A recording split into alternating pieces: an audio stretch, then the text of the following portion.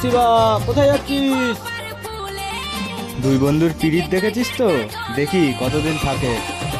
A few moments later. তখন পাত্তাই দিলি না, চলে গেলি, ডাকলাম, ভালোই তো শঙ্খ লেগেছে।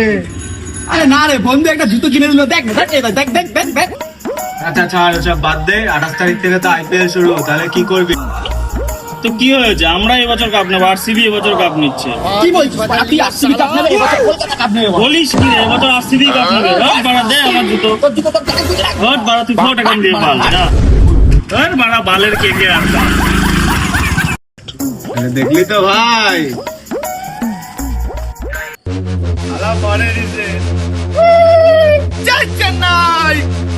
তোরা খেলাখেলি করে মর, কাপ তো নেবে এবছর দিল্লি।